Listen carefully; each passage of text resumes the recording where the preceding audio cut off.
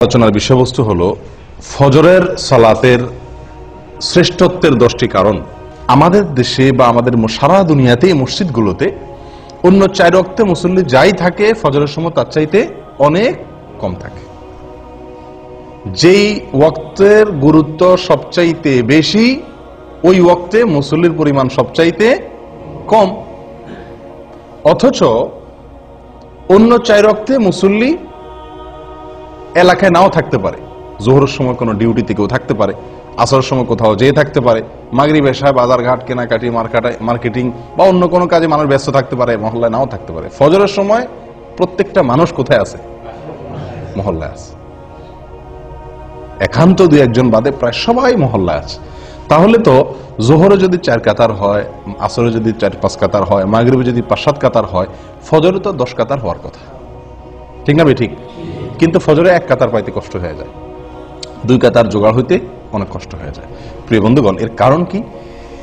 এর প্রধানতম কারণ হলো ফজরের নামাজের গুরুত্ব আমরা মুসলমানরা বুঝতে পারিনি। ফজরের নামাজের 10টি ফজিলত, 10টি শ্রেষ্ঠত্বের বিশেষ কারণ, 10টি মর্যাদার বিশেষ কারণ, স্পেশালিটি আছে যেটি অন্য সালাতের জন্য নাই। তার ভিতরে প্রথম হলো ফজরের সালাত বা ফজরের নামাজ, এটা হলো ঈমানের আলামত, ঈমানদারের আলামত। কিসের আলামত ভাই? ঈমানদারের আলামত। নামাজ মাত্রই ঈমানদারের আলামত। যে ব্যক্তি ঈমানদার সে মসজিদে আসবে, যাবে, তাকে তার ঈমান আছে কথা সাক্ষ্য দেওয়ার নির্দেশ আমাদেরকে করা হয়েছে। যদি সে মসজিদে আসা যাওয়া করে, নামাজি হয়, নামাজি না, মসজিদে আসা যাওয়া করে না, তাহলে তার ঈমানের সাক্ষ্য আমরা দিতে পারি না। কিন্তু ফজরের নামাজে হাজির হওয়া এটা ঈমানদারিত্বের বিশেষ সাক্ষ্য, বিশেষ প্রমাণ। ঈমানদার যে খাঁটি, নির্ভেজাল, পিওর, এটার প্রমাণ হলো ফজরের নামাজে কি হওয়া? উপস্থিত হওয়া। যদি কেউ ফজরের নামাজে উপস্থিত হতে না পারে, ফজরের নামাজ পড়তে তার কষ্ট হয়ে যায়, কষ্ট হয়ে যায়, একদিন আসলে 10 দিন মিস হয়ে যায়, ফজরের নামাজে সে আসতেই পারে না, এরকম যদি হয় তাহলে বুঝতে হবে তার ঈমান নিয়ে নতুন করে চিন্তা করা দরকার আছে। তার ঈমানের ভিতরে যথেষ্ট ঘাপলা আছে। নবী সাল্লাল্লাহু আলাইহি ওয়াসাল্লাম বলেছেন, আবু হুরায়রা রাদিয়াল্লাহু তাআলা থেকে বর্ণিত, বুখারী এবং মুসলিমের হাদিসে আসছে, তিনি বলেন, লাইসা সালাতুন আফকালা আলাল মুনাফিকিনা মিনাল ফজরি ওয়াল ইশা লাউ ইয়ালামুনা মা ফিহিমা লাআতাউহুমা ওয়ালাউ হাবওয়ান। ফজর এবং ইশার নামাজ, এই 2 ওয়াক্ত নামাজ মুনাফিকদের উপরে পড়া সবচেয়ে কষ্টের। অন্য কোন নামাজ পড়তে মুনাফিকদের এত কি হয় না? কষ্ট হয় না। মুনাফিক কারা ভাই? মুসলমানের বেশভূষা ধারণ করছে, সমাজে টিকতে হয় তাই মুসলমানের সাথে সব কাজ তাল মিলায়া করে, কিন্তু তলে তলে তার ভিতরে কি নাই? ভিতরে ভিতরে ঈমান নাই, একে বলা হয় মুনাফিক। এই মুনাফিকের ব্যাপারে নবী সাল্লাল্লাহু আলাইহি ওয়াসাল্লাম বলছেন যে লাইসা সালাতুন আফকালা আলাল মুনাফিকিনা মিনাল ফজরি ওয়াল ইশা। ফজর এবং ইশা, অন্য বর্ণনায় আসছে ফজর এবং আসর, কিন্তু সর্বাবস্থায় ফজরের কথা আগে বলা আছে। এই ফজরের নামাজ এটা মুনাফিকের জন্য এই নামাজে উপস্থিত হওয়া কষ্টসাধ্য। যার এই নামাজে উপস্থিত হওয়া সুযোগ হয় না, তৌফিক হয় না, কষ্ট হয়, বুঝতে হবে সেই ব্যক্তির ঈমান নিয়ে যথেষ্ট করে প্রশ্ন তোলার সুযোগ আছে। আমি কি বুঝাতে পারছি প্রিয় ভাইরা? তাহলে ফজরের নামাজে উপস্থিত হওয়া এটা কিসের আলামত? ঈমানদারের আলামত। ফজরের নামাজে উপস্থিত না হইতে পারা কিসের আলামত? মুনাফিকের আলামত। মুনাফিকের জন্য এটা কঠিন হয়ে যায় উপস্থিত হইতে পারাটা। তাহলে অন্য সালাত, জোহরের ব্যাপারে এটা বলা হয় নাই যে জোহরের নামাজে মুনাফিকরা আসতে কষ্ট হয়। জোহরের নামাজে 1 নম্বর, 2 নম্বর, 3 নম্বর, 4 নম্বর সব কিসিমের, 3rd class, 2nd class, 1st class সব কিসিমের মানুষ কি জোহরে আসতে পারে, মাগরিবে আসতে পারে, বুঝে আসছে কথা। কিন্তু ফজরের নামাজ এটা এমন একটা নামাজ যে এই নামাজে যে মুনাফিক 2 নম্বরই করে আসে, মানুষ দেখাইতে আসে, সে এই ভোর রাত্রে আরামের ঘুম ফালায় আসাটা খুব বেশি সহজ না। যদি কেউ আসতে পারে বোঝা যাবে সে লোকটা হলো খাঁটি ঈমানদার, তার ভিতরে ঈমান আছে। প্রিয় ভাইরা, তাহলে এই কোষ্টি পাথরে আজকে যাচাই করলে বহু লোক ঈমানদারিত্বের পরীক্ষায় উত্তীর্ণ হওয়া কঠিন হয়ে যাবে। ঈমানদারিত্বের প্রমাণ দেওয়া অনেকের জন্যই কি কষ্টকর হয়ে যায়। প্রিয় ভাইরা, তাহলে ফজরের নামাজের প্রথম ফজিলতের বিষয় হলো এটি ঈমানদারের আলামত। কার আলামত? ঈমানদারের আলামত। ফজরের নামাজে উপস্থিত হইতে পারা মুনাফিকি থেকে মুক্তির একটি অন্যতম উপায়। আপনি মুনাফিকি থেকে নিজে মুক্ত, এটা প্রমাণ করার অন্যতম উপায় হলো ফজরের নামাজে কি হওয়া? উপস্থিত হতে পারা। নাম্বার 2, ফজরের নামাজ যদি কেউ আদায় করে তো ওই দিনের জন্য সে আল্লাহ সুবহানাহু ওয়া তাআলার জিম্মায় চলে যায়। কোথায় চলে যায়? আল্লাহ সুবহানাহু ওয়া তাআলার সুরক্ষা সে লাভ করে ওই দিনের জন্য। ওই দিনের জন্য ইন্স্যুরেন্স হয়ে যায় আল্লাহ সুবহানাহু ওয়া তাআলার কাছে। নবী সাল্লাল্লাহু আলাইহি ওয়াসাল্লাম বলেছেন, জুনদুব ইবনে আব্দুল্লাহ ইবনে সুফিয়ান আল-বাজালি রাদিয়াল্লাহু তাআলা আনহু থেকে বর্ণিত, এটি সহিহ মুসলিমে আসছে। নবী সাল্লাল্লাহু আলাইহি ওয়াসাল্লাম বলেন, মান সাল্লাস সুবহা ফাহুয়া ফি যিম্মাতিল্লাহ। যে ব্যক্তি ফজরের নামাজ পড়বে সে কার জিম্মায়? আল্লাহ সুবহানাহু ওয়া তাআলার জিম্মায় চলে যাবে। দুনিয়ার কোন লোক, দুনিয়ার কোন নেতা, দুনিয়ার কোন পুলিশ অফিসার, এসপি, ওসি যদি আপনারে বলে যে আপনি আমি দায়িত্বে আছি, কোনো কিছু আমাকে বলবেন, আপনার কোনো কিছু হবে না। এলাকার নেতা, এমপি সাহেব যদি বলে দেয়, আমাদের মনটা কত মনে কত সাহস হয় না? ও ভাই, আল্লাহ সুবহানাহু ওয়া তাআলা বলে দিচ্ছেন যে আল্লাহ ওই ব্যক্তির জিম্মা নেন। বড় কোনো বিপদ আপদ মুসিবত কোন সমস্যার সম্মুখীন সে হবে না। আল্লাহ সুবহানাহু ওয়া তাআলা স্বয়ং তার জিম্মাদারি নিয়ে নেন। কোন ব্যক্তির? যে ব্যক্তি ফজরের নামাজ জামাতের সাথে। ফজরের নামাজ আপনি পড়লেন, তার মানে ওই দিনের জন্য আপনি গ্যারান্টি পেয়ে গেলেন যে আপনার জিম্মাদারি কে রাখছেন? আল্লাহ সুবহানাহু ওয়া তাআলা রাখছেন। আপনি দিনের বেলা চলেন ফিরেন কাজ করেন, আপনি নির্ভয়ে চলতে পারেন যে আপনার জিম্মাদারি আল্লাহ সুবহানাহু ওয়া তাআলা নিয়েছেন। এটা ফজরের নামাজের জন্য আছে, অন্য কোনো নামাজের জন্য এরকম কোনো কথা বলা হয় নাই। নাম্বার 3, ফজরের নামাজে হাজির হলে আপনার পক্ষে আল্লাহর ফেরেশতাগণ আল্লাহর কাছে গিয়ে সাক্ষ্য দিবে আপনি যে ভালো মানুষ, এ কথার সাক্ষ্য দিবে কে? ফেরেশতারা। আল্লাহ সুবহানাহু ওয়া তাআলা তো জানেন আপনি ফজরের নামাজ পড়ছেন, কিন্তু তারপরেও আল্লাহর ফেরেশতাগণ গিয়ে আপনার পক্ষে ওকালতি করবে, আপনার পক্ষে গিয়ে সাক্ষ্য দিবে যে আল্লাহ আপনার বান্দাকে আমরা নামাজে দেখে আসছি। নবী সাল্লাল্লাহু আলাইহি ওয়াসাল্লাম বলেছেন, এটিও বুখারী মুসলিমের হাদিস, আবু হুরায়রা রাদিয়াল্লাহু তাআলা থেকে বর্ণিত, তিনি বলেন, ফেরেশতারা, দিনের ফেরেশতারা এবং রাতের ফেরেশতারা উভয়ে পালা বদল করে দুনিয়াতে ডিউটি করতে আসে আসমান থেকে। একদল ফেরেশতা আসে দুনিয়াতে, সারা পৃথিবীতে তারা বিচরণ করে, তারা আসমান থেকে নামে কখন? ফজরের সময়। তারা দিনের বেলা ডিউটি করতে আসে। আরেকদল ফেরেশতা সারা রাত ডিউটি করেছিল, তারা ফজরের সময় উপরে উঠে যায়। আবার তারা আসরের সময় আসে, দিনের বেলা যারা ছিল তারা দিনের শিফটে ডিউটি করার পরে তারা আসরের সময় আবার আসমানে উঠে যায়। এই যে ফেরেশতাদের পালা বদল হয়, 2 ওয়াক্ত সালাত, ফজর এবং আসর, এই 2 ওয়াক্ত সালাত হলো ফেরেশতাদের ডিউটি বদলের সময়। আর এই সময়ে যদি আপনি ফজরের নামাজে হাজির হন, তো এই ফেরেশতারা যখন আল্লাহর কাছে চলে যায়, তখন আল্লাহ তাআলা জিজ্ঞেস করেন তাদেরকে যে আমার বান্দাদেরকে কি অবস্থায় রেখে আসছো? বুঝে আসছে কথা? অমুককে অমুককে অমুককে অমুককে এদেরকে কি অবস্থায় রেখে আসছো? তো যারা নামাজরত ছিল, আল্লাহ তাআলা তো জানেন কে কি অবস্থা আছেন। তারপর আল্লাহ তাআলা তাদের কাছ থেকে শুনে ওই নামাজি বান্দার জন্য একজন সাক্ষী আল্লাহ তাআলা সাব্যস্ত করেন, তার পক্ষে একজন সাক্ষী আল্লাহ তাআলা খাড়া করে দেন, ফেরেশতারা যেন সাক্ষী হয়ে যেতে পারে।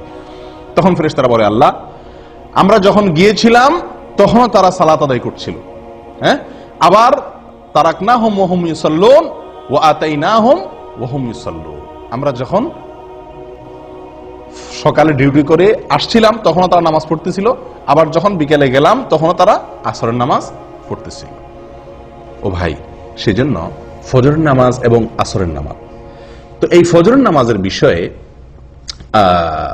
নবী সাল্লাল্লাহু আলাইহি সাল্লামের এই হাদিস থেকে বোঝা গেল যে যদি কেউ ফজরের নামাজে হাজির হয়, নামাজ পড়ে, তাহলে আল্লাহর ফেরেশতারা তার পক্ষে আল্লাহর কাছে কি দেয়? ভালো মানুষ হিসাবে, নামাজি হিসাবে সাক্ষী দেয়, সাক্ষ্য দেয়। কয়টা ফজিলত গেল? 3। 1 নম্বর হলো ইমানদারিত্বের পরিচয় ফজরের নামাজে হাজির হওয়া।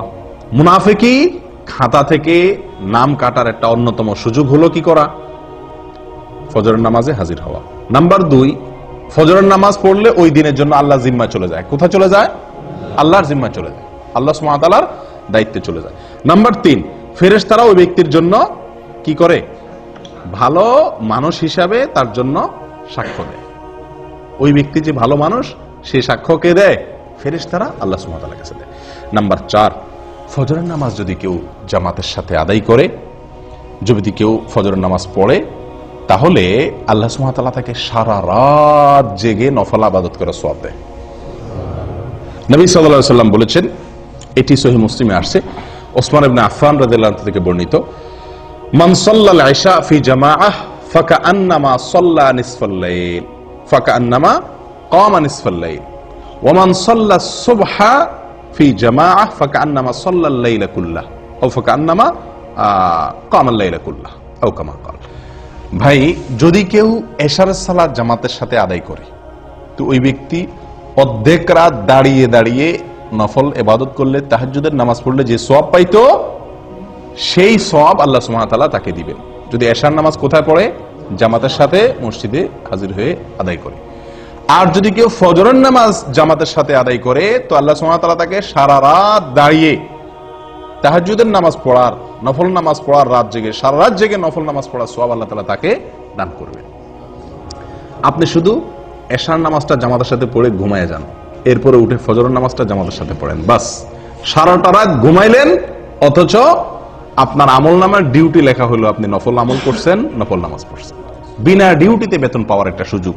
কোন নামাজ? ফজরের নামাজ। কয় নম্বর গেল? 4 নাম্বার 5। ভাই, কিয়ামতের দিন ভয়াবহ অন্ধকার হবে, ভয়াবহ অন্ধকার হবে। যার যার পার্সোনাল আলো দিয়ে চলতে হবে। বিভিন্ন পরিবেশ, বিভিন্ন পরিস্থিতি কিয়ামতের ময়দানে তৈরি হবে। যারা যারা ফজরের নামাজ জামাতের সাথে পড়বে, ফজরের নামাজ পড়বে, মসজিদে এসে ফজরের নামাজ আদায় করবে, তাদের ব্যাপারে 5 নম্বর ফজিলতের বিষয় হলো কিয়ামতের দিন আল্লাহ সুবহানাহু ওয়া তাআলা তাদের জন্য ফকফকা উজ্জ্বল লাইটের ব্যবস্থা করবেন। কথা বুঝে আসছে ভাই? ঝাপসা আলো না, উজ্জ্বল আলোর ব্যবস্থা থাকবে। কাদের জন্য? ফজরের নামাজে যারা জামাতে উপস্থিত হয় তাদের জন্য। নবী সাল্লাল্লাহু আলাইহি ওয়াসাল্লাম বলেছেন, আবু দাউদ এবং তিরমিজি বর্ণিত হয়েছে হাদিসটি, বাশশিরিল মাশাঈনা ফিজ যালামি ইলাল মাসাজিদি বিন-নূরিত তাম ইয়াউমাল কিয়ামাহ। যারা পায়ে হেঁটে হেঁটে ভোরে ভোরে সূর্য ওঠার আগে অন্ধকারের মধ্যে, আলো আঁধারের মধ্যে যারা পায়ে হেঁটে হেঁটে মসজিদে আসে কষ্ট করে, সুসংবাদ দিয়ে দাও ওই সমস্ত আল্লাহর বান্দাদেরকে। কিসের সুসংবাদ দাও? বিন-নূরিত তাম ইয়াউমাল কিয়ামাহ, কিয়ামতের দিন পরিপূর্ণ আলোর আলো আল্লাহ সুবহানাহু ওয়া তাআলা তার জন্য দান করবেন। ওই ব্যক্তির জন্য আলোর ব্যবস্থা করবেন, পার্সোনাল আলো। সবাই অন্ধকারে নিমজ্জিত থাকলেও তাকে আল্লাহ সুবহানাহু ওয়া তাআলা তার জন্য পার্সোনাল আলোর ব্যবস্থা করে রাখবেন, স্পেশাল আলোর ব্যবস্থা থাকবে। এবং সে আলো ঝাপসা আলো না। আপনি হাঁটবেন ফজরের সময় আলো আঁধারের আলো দিয়া, কিন্তু কিয়ামতের দিন আল্লাহ তাআলা যে আলো দিবেন তার বিনিময়ে এই যে কষ্ট করে অন্ধকারে হাঁটলেন, সে আলো হবে কি? অনেক ফকফকা, অনেক পরিষ্কার ঝকঝকে পরিপূর্ণ আলো, যেটাকে বলা হয়। যদি কি করা হয় ভাই? ফজরের নামাজ জামাতের সাথে আদায় করা হয়, অন্ধকারে কষ্ট করে আলো আঁধারিতে আপনি হেঁটে মসজিদ পর্যন্ত আসেন। নাম্বার 6, ফজরের নামাজ যদি কেউ আদায় করে তো তার বিনিময়ে আল্লাহ সুবহানাহু ওয়া তাআলা তাকে জান্নাতের সবচেয়ে বড় পুরস্কার দান করবেন। জান্নাতের সবচেয়ে বড় পুরস্কার কি ভাই? না, সেটা তো আছেই। জান্নাতের ভিতরে মানুষ যত পুরস্কার, যত নেয়ামত আল্লাহ তাআলা দিবেন, হুরে আইন দিবেন, আল্লাহ সুবহানাহু ওয়া তাআলা তাদের জন্য যে কোনো ফল দিবেন, যা চাইবে তারা তা পাবে। কত নেয়ামত থাকবে না? দুধের নহর প্রবাহিত হবে, মদের নহর প্রবাহিত থাকবে, দুনিয়ারে নাপাক গান্দা মদ না, পবিত্র মদ। যাই হোক, অনেক নেয়ামতের আল্লাহ তাআলা ব্যবস্থা করবেন জান্নাতীদের জন্য। আল্লাহ সুবহানাহু ওয়া তাআলার যে নেয়ামতে জান্নাতীরা সবচেয়ে বেশি খুশি হবে, যে নেয়ামতের জন্য জান্নাতীরা সবচেয়ে বেশি লালায়িত থাকবে, কোনটা সেটা? আল্লাহ দিদার, আল্লাহর সাক্ষাৎ, আল্লাহর সাক্ষাৎ। জান্নাতীদের সবচেয়ে বড় চাহিদা থাকবে যেন তারা কি করতে পারে? আল্লাহ সুবহানাহু ওয়া তাআলাকে একটু সরাসরি দেখতে পারে। যারা ফজরের নামাজ নিয়মিত পড়ছে, সব সময় ফজরের নামাজ পড়ছে এবং আসরের নামাজ পড়ছে, ফজরের নামাজ এবং আসরের নামাজ পড়ছে, এরা আল্লাহ সুবহানাহু ওয়া তাআলাকে দেখবে কিরকম জানেন? পূর্ণিমার চাঁদ, পূর্ণিমার চাঁদে, পূর্ণিমার রাতে আকাশের চাঁদ কিরকম দেখা যায়? চাঁদের 1 তারিখ, 2 তারিখ, 3 তারিখ, 4 তারিখ, 5 তারিখ এই দিনগুলোতে চাঁদ এত স্পষ্ট, এত ক্লিয়ার দেখা যায়। কিন্তু পূর্ণিমার রাতে চাঁদ কিরকম দেখা যায়? নবী সাল্লাল্লাহু আলাইহি সাল্লাম বলেন, পূর্ণিমার রাতে চাঁদ যেভাবে তোমরা দেখো পরিষ্কার, যারা সূর্য ডুবার আগে, সূর্য ডুবার আগে এবং সূর্য ওঠার আগের যে নামাজ, সূর্য ডুবার আগের নামাজ হলো আসর, আর সূর্য ওঠার আগের নামাজ হলো কি? ফরজ। নবী সাল্লাল্লাহু আলাইহি ওয়াসাল্লাম বলেন এই নামাজগুলো যাতে না ছুটে, এই নামাজগুলো যেন না ছুটে, সম্ভব হলে তুমি সেই দিকটার প্রতি ভালো করে কি করো, খেয়াল করো, লক্ষ্য রাখবে যাতে এই নামাজগুলো না ছুটে। তাহলে কি হবে? ওই আল্লাহ সুবহানাহু ওয়া তাআলাকে, জান্নাতের সবচেয়ে বড় নিয়ামত আল্লাহ তাআলাকে একেবারে স্পষ্টভাবে পরিষ্কার করে দেখার সুবর্ণ সুযোগ পাওয়া যাবে। আল্লাহ তাআলা আমাদের সকলকে সেই নিয়ামত দান করেন। 7 নম্বর পুরস্কার, ফজরের সালাত যারা পড়বে এবং বিশেষ করে জামাতের সাথে, তাদের জন্য জাহান্নাম থেকে মুক্তি। ওহ, কত বড় বড় পুরস্কার এক একটা। 7 নম্বর পুরস্কার কি রে ভাই? জাহান্নাম থেকে মুক্তির পরোয়ানা পাওয়া যাবে, জাহান্নাম থেকে মুক্তির পরোয়ানা পাওয়া যাবে। নবী সাল্লাল্লাহু আলাইহি ওয়াসাল্লাম বলেছেন, এটি সহিহ মুসলিমের হাদিস, লাইন ইয়ালিজান নার আহাদুন সাল্লা ক্বাবলা তুলুইশ শামসি ওয়া ক্বাবলা গুরুবিহা। ওই ব্যক্তি কখনো জাহান্নামে প্রবেশ করবে না। কিছু লোক আছে না ভাই, জাহান্নামে যাবে, ইমানদার যেহেতু, জাহান্নামের শাস্তি ভোগ করার পরে সে কোথায় আসবে? জান্নাতে আসবে। না, এরকম না।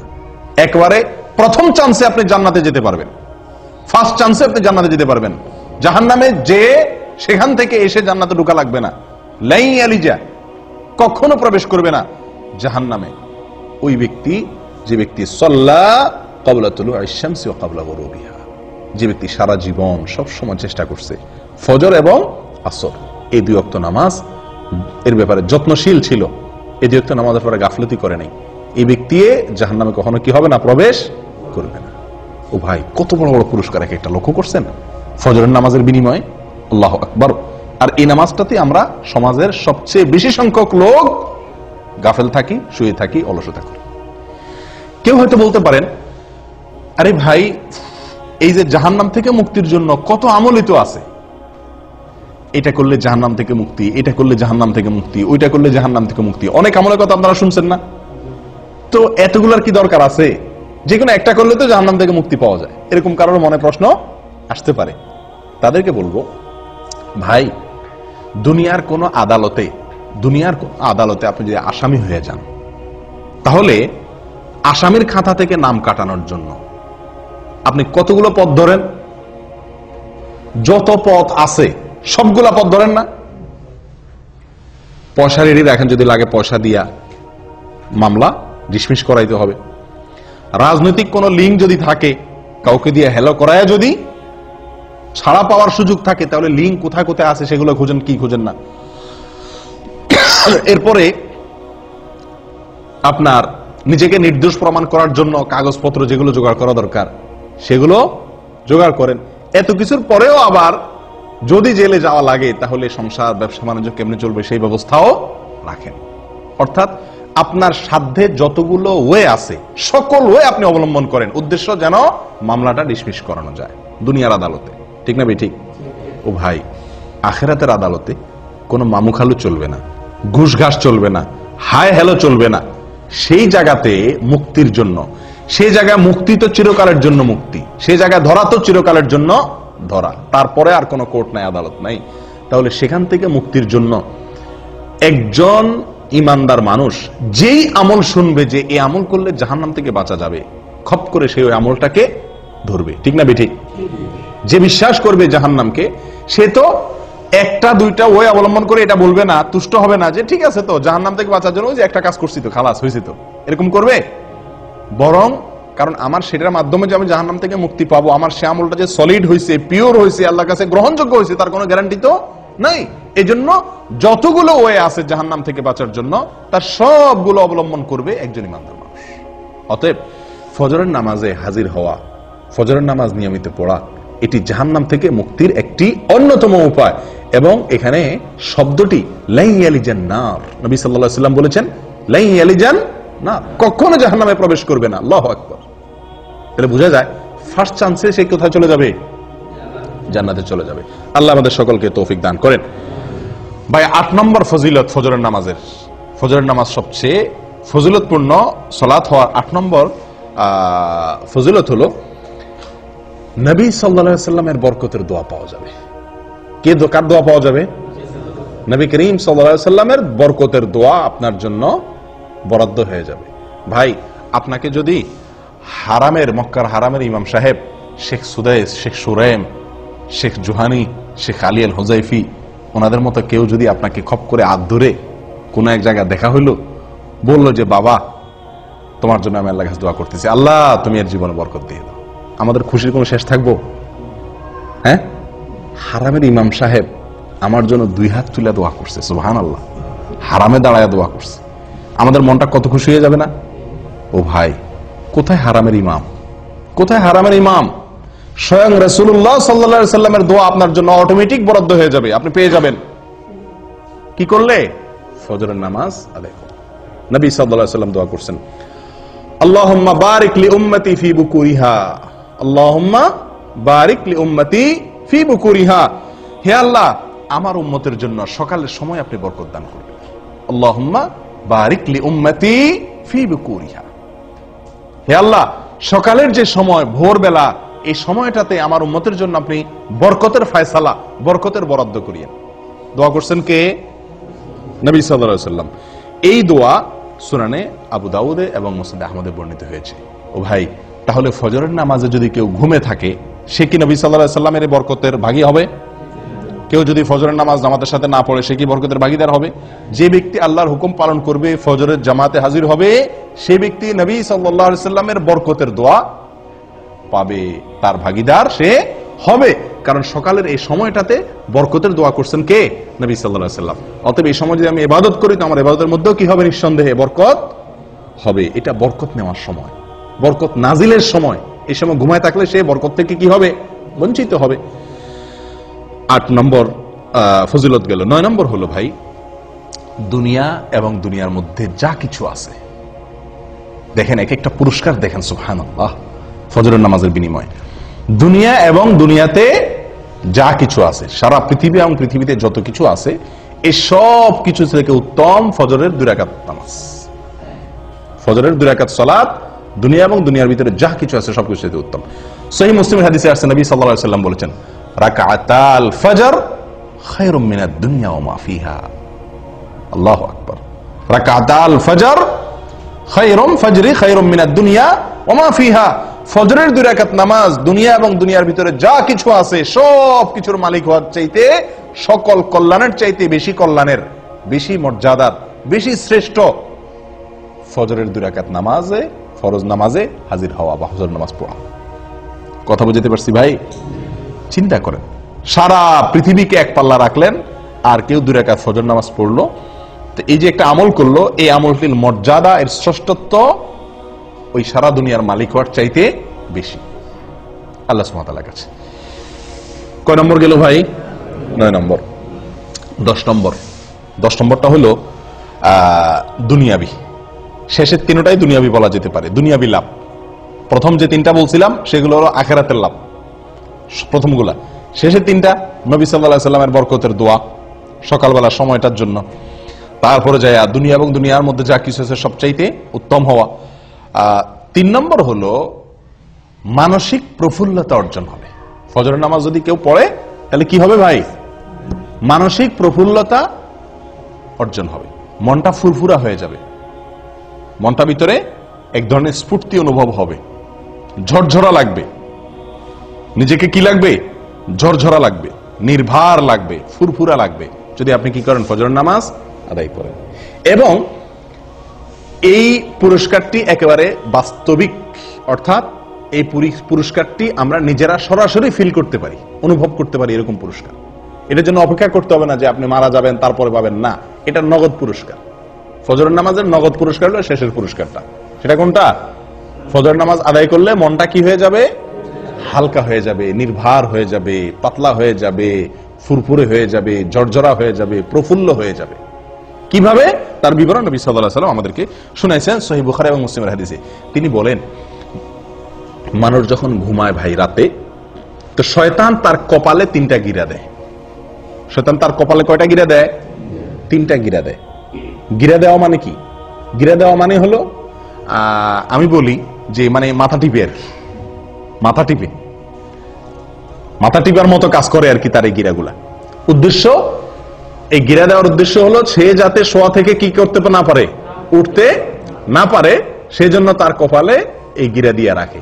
এই গিরা দিলে হয়তো মানে কিভাবে সে গিরা দেয়, গিরা তার দেখা যায় না, হয়তো বা মানুষের যাতে ঘুম আরামের সাথে আসে বা অলসতা আসে, এই জাতীয় কোনো অদৃশ্য গিরা দেয় কে? শয়তানে। চিরশত্রুয়ে, চিরশত্রুয়ে, চিরদুষ্টুয়ে আমাদের মাথা কপালে 3টা গিরা দেয় ঘুমাইলে। এরপরে যখন ফজরের সময় হয়, ভোরবেলা হয়, আল্লাহর কোনো বান্দা যদি তার ভিতরে ইমানের শক্তি থাকে, তার ভিতরে যদি কি থাকে? ইমানের শক্তি থাকে, আর কোন রকম একটু সাহস করে বাহাদুরের মতো কম্বলটা ফেলা দিয়ে এরকম উঠতে পারে, তো সঙ্গে সঙ্গে শয়তান মিয়ার একটা গিরা কি হয়ে যায়? খুলে যায়। শয়তানের কি হয়ে যায়? একটা গিরা খুলে যায়। গিরা দিয়ে দিলে শরীরটা ভার হয়ে যায়, উঠতে পারে না, অলসতা লাগে, মজা লাগে। আপনারা লক্ষ্য করে দেখেন, অন্য কোন সময়ের ঘুম এত মজার হয় না, ঠিক ফজরের সময়ের ঘুমটা যত কি হয়, মজার হয়। এর মানে কি? এর মানে হলো ওই দুষ্ট শয়তান হয়তো শরীর টিপে, বুঝে আসছে কথা? এত আরাম করে ঘুমটা আসে, সারা রাত যার ঘুম না আসে তারও ঘুম আসে কখন? ফজরের সময়, ঠিক না? ঠিক। এর মানে কি? এর মানে হলো শয়তানের সর্বশক্তি নিয়োগ করে সে, যাতে আপনি ফজরের সময় মসজিদে যেতে না পারেন। আসরে যান, বাধা দিতে পারলো না, তার এত বেশি টেনশন নাই। মাগরিবে গেছেন, এশায় গেছেন, জোহরে গেছেন, পারলো না সে ঠেকাইতে, এত বেশি টেনশন নাই। কিন্তু ফজরে আপনাকে ঠেকাইতে পারলে তার বিশাল লাভ, আপনাকে জাহান্নামে নেওয়ার জন্য অনেক দূর সে আগে গেল। এই জন্য সে তার সর্বশক্তি প্রয়োগ করে 3টা গিরা দেয়, যাতে ফজরের সময় আপনি হাজির হইতে না পারেন। এই জন্য তো এই গিরা খায়া বেশিরভাগ মুসল্লি মসজিদে আসতে পারে না। ফজরের সময় এই 3 গিরা খায়া শয়তানের বান্ধন খুলে আর আসার মতো ইমানের শক্তি থাকে না। ও ভাই, যদি আল্লাহর কোনো বান্দা যদি ফজরের সময় সাহস করে, হিম্মত করে, যখনই শয়তান তার মনে ওয়াসওয়াসা দেয়, হাদিসে আসছে শয়তান কানে কানে বলে, আমাদের মনের মধ্যে বলে, কি বলে? লাইলুন তাওয়িল ফারকুদ, আর রাত এখনো কি অনেক লম্বা, আরো ঘুমা, আরেকটু ঘুমা। আপনি লক্ষ্য করে দেখছেন, ফজরের আজান হয়ে গেছে, তখনও কম্বলটা টাইনে আমরা গায়ে দেই, ঠিক না? 20 মিনিট পরে জামাত দাঁড়াবে, ওযু করতে 10 মিনিট চলে যাবে, উঠে যায় না, তখনও কম্বলটা আমরা টেনে গায়ে দেই। কারণ কি? ওই যে শয়তান আমাদের মাথায়, মনের ভিতরে ওয়াসওয়াসা ঢুকাই দিছে যে কি লাইলুন তাওয়িল ফারকুদ, রাত অনেক, এখনো অনেক সময়, তুই আর একটু ঘুমা। সারা রাত ঘুমাইলেন, 4 ঘন্টা 5 ঘন্টা 6 ঘন্টা ঘুমাইলেন, কিন্তু এই 5 মিনিট না ঘুমাইলে আপনি মরে যাবেন না, কিন্তু মনে হয় যে 5 মিনিট না ঘুমাইলে মনে মরে যাবেন, এরকম লাগে না ওই সময় উঠতে? কারণ শয়তান তার সর্বশক্তি প্রয়োগ করে গিরা তো দেয়, এরপর আপনার কানে কানে ফিসির ফিসির করে বলে। আসলেই আপনি লক্ষ্য করে দেখেন, মনে হয় যে কেউ একটা বলে মনে মনে যে অনেক সময় আছে এখন, ঠিক না? ঠিক। ও ভাই, তো আল্লাহর কোনো বান্দা যদি ঘুম থেকে উঠে যেতে পারে কম্বল ফেলে দিয়ে, আমি নবী সাল্লাল্লাহু আলাইহি সাল্লামের বরকতের দোয়া নিতে চাই, আমি জান্নাতে এক চান্সে যেতে চাই, জান্নাতে গিয়ে আল্লাহ তাআলাকে একেবারে পরিষ্কার পূর্ণিমার চাঁদের মতো আল্লাহ সুবহানাহু ওয়া তাআলাকে দেখতে চাই, আমি জাহান্নাম থেকে মুক্তি চাই, আমি ঈমানদারিত্বের পরিচয় দিতে চাই, মুনাফিকের খাতা যেন নাম লেখা না হয়, আমি আল্লাহর নিরাপত্তার ভেতরে প্রবেশ করতে চাই, আমি ফেরেশতাদের সাক্ষ্য পেতে চাই, আমি সারা রাত জেগে ইবাদতের সওয়াব পেতে চাই, আমি কিয়ামতের ময়দানে উজ্জ্বল আলো যেন হয় আমার জন্য, তার ভাগীদার যেন আমি হতে পারি, সেটা চাই। এই কথাগুলো মাথায় রেখে যদি আপনি কম্বলটারে কি করতে পারেন? ফেলে দিতে পারেন। এবং এই হাদিসটা মাথা রাখতে পারেন, নবী সাল্লাল্লাহু আলাইহি সাল্লাম বলেছেন, ফজরের সময় শয়তান যে গিরা দেয় এবং আপনারে মজার ঘুম পাড়ানোর চেষ্টা করে, এটা যদি আপনি মাথায় রেখে ঝেড়ে ফেলে উঠে যেতে পারেন, সঙ্গে সঙ্গে একটা গিরা শয়তানের খুলে যায়। এরপরে যদি আপনি গিয়ে কষ্ট মষ্ট করে উঠার পরেও কিন্তু একটু অলসতা হালকা হালকা লাগে, হালকা হালকা, শীতের দিন তো বেশি কষ্ট হয়, গরমের দিনও একটু কষ্ট হয়, যে কোনো রকম হিম্মত করে যদি পানিতে হাত দিয়ে বিসমিল্লাহ বলে ওযুটা করে ফেলতে পারেন, ওযুটা করার পরে দেখবেন শরীরটা আরো অর্ধেক পাতলা হয়ে গেছে, কারণ গিরা আরেকটা তখন খুলে যায়। এরপরে আরেকটু বাকি থাকে, মসজিদে যাব না রুমে পড়ে ফেলবো, আরেকটু অলসতা থাকে। এরপর যদি সাহস করে বাইর হয়ে যান হিম্মত হয়ে মসজিদের দিকে এবং আসেন, ফজরের নামাজটা যদি পড়ে ফেলতে পারেন কোন রকম, সঙ্গে সঙ্গে 3 নম্বর গিরাও কি খুলে যায়, শরীর ফুল পাতলা হয়ে যায়। এই যে নবী সাল্লাল্লাহু আলাইহি সাল্লামের হাদিসটি, 3টা গিরা খুলে শরীর পাতলা হয়ে যাওয়া, নির্ভার হয়ে যাওয়া, এটা আমরা বাস্তবে সব সময় অনুভব করার সুযোগ আছে, আছে না নাই? আমরা সবাই অনুভব করি, হয়তো খেয়াল করি না। আপনি লক্ষ্য করে দেখেন, রাতে শোয়ার পরে ভোর রাতে শরীরে যে ভার মনে হয় যে উঠলে মনে হয় মরে যাব, এত কষ্ট, এত আরামের ঘুম বাদ দিয়ে উঠলে, এই ঘুম ছেড়ে উঠলে মনে আমি শেষ, এরকম মনে হয় না? কিন্তু উঠা বসার পরে, কম্বলটা ছেড়ে দিয়ে নামার পরে দাঁড়াতে পারলে মনটা অনেকটা পাতলা মনে হয়, ঠিক না ঠিক? অনেকটা পাতলা, কারণ যে গিরা খুলে গেছে। ওযু করার পরে আরো পাতলা মনে হয়, হালকা হয়ে গেছে। আর ফজর পড়ার পরে তো একেবারে পরিপূর্ণ ফ্রেশ হয়ে যায় মনটা। আমি কি বুঝাতে পারছি ভাই? একদম ফ্রেশ হয়ে যায় ফজরের সালাত জামাতের সাথে আদায় করার পরে। একজন মানুষ ফজরের নামাজ না পড়ে, কোনোদিন আপনি ফজর নামাজ না পড়ে কাজে যান, উঠেন, অন্যান্য কাজে লাগেন, আপনি যতই কাজ করেন আপনার মনের ভিতরে এক ধরনের ভার, এক ধরনের আনফ্রেশনেস আপনি অনুভব করবেন।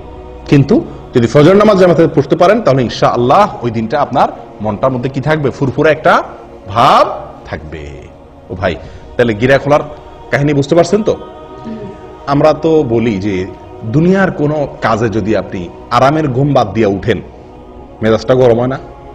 সামনে কেউ কিছু বললেও খিটখিটে মেজাজ লাগে, ঠিক না ঠিক? এরপরে আপনি উঠলেন, ঘুম থেকে উঠে যাইতেছেন, যত দূর সামনে আগান তত মেজাজ আরো খারাপ হয়, ঠিক না ঠিক? আপনি ঘুমের মধ্যে আছেন, হঠাৎ করে আপনার মালিকে, বসে ফোন দিয়ে বসছে, এই তাড়াতাড়ি আসো। আপনি ফোন কাইটা উঠলেন, ঘুমটা খুব জমছিল, শীতের দিন, উঠে বাইরে হয়েছেন, যতদূর সামনে আগান মেজাজ আরো গরম হয় না? আস্তে আস্তে বাইরে আসছেন, উফ আরো ঠান্ডা, আরো মেজাজ আরো গরম হয় না? শরীরটাতে এক ধরনের মানুষ অপ্রস্তুতি ভাব চলে আসে, মানুষের মধ্যে বিরক্তির ভাব চলে আসে, ঠিক না ঠিক? কিন্তু যদি কেউ ফজরের নামাজ জন্য উঠে, এই প্রত্যেকটা কাজের পরে উঠলো, ওযু করলো, নামাজ পড়লো, পটপট করে শরীরটা আরো কি হতে থাকে? পাতলা হতে থাকে।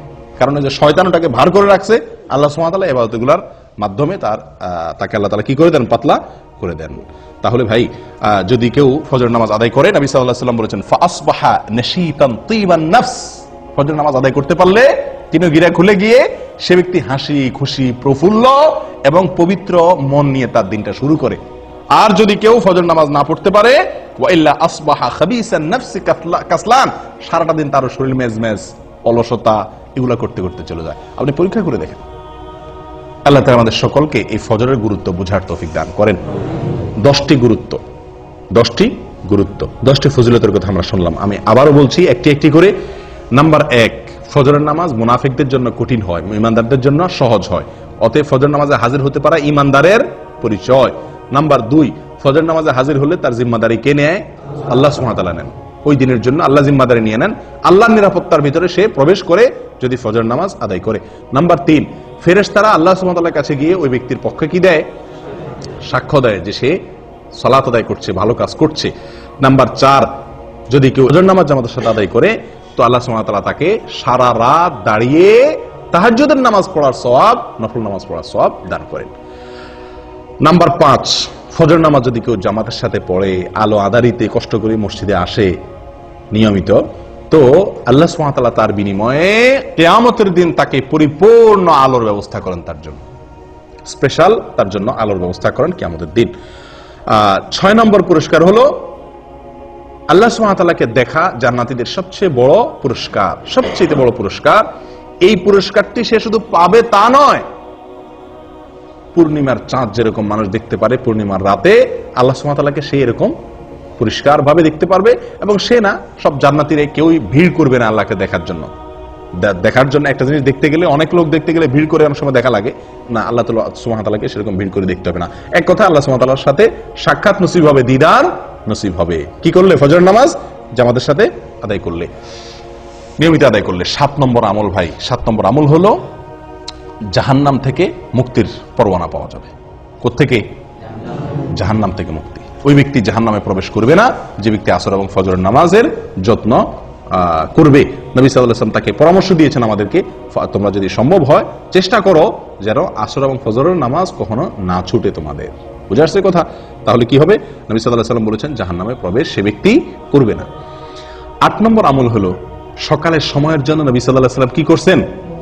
দোয়া করেছেন। কিসের দোয়া করছেন? বরকতের দোয়া করেছেন।